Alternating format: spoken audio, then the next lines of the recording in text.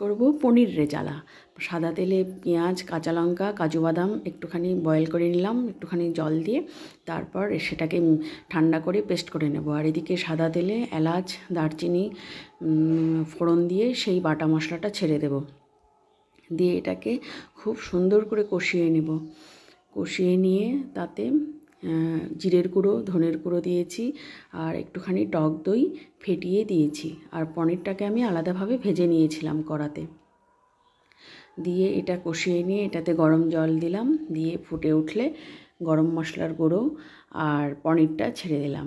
দিয়ে এটা ফুটতে দিব। ফুটতে দিয়ে জিনিসটা যখন মাখো মাখো ঘন হয়ে আসবে, একটুখানি চিনি আর নুন দিয়ে দিয়েছি আগেই, আর একটুখানি চিনি দিলাম, আর এই যে বাটার দিলাম, আর নামানোর আগ দিয়ে একটুখানি কাসুরি মেথি দিয়ে দিলাম, আর ফ্রেশ ক্রিম, ঠিক জাস্ট নামানোর আগ দিয়ে ফ্রেশ ক্রিম দিয়ে নামিয়ে নিলাম। এই আমার তৈরি হয়ে গেল পনির রেজালা। এটাকে সার্ভ করলাম নান দিয়ে। নানটা আমি বাড়িতে বানাইনি, নানটা কিনে নিয়ে আসা হয়েছে আর কি। এই ছিল আমাদের ডিনার থালি, নান আর তার সাথে পনির রেজালা।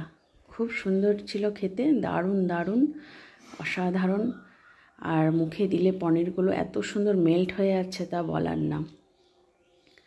আর পনিরটা ছিল ফ্রেশ এবং টাটকা। এটা বাজার থেকে কিনে নিয়ে আসা ছিল পনিরটা, বাড়িতে করা না, কিন্তু পনিরের কোয়ালিটিটা খুব ভালো ছিল।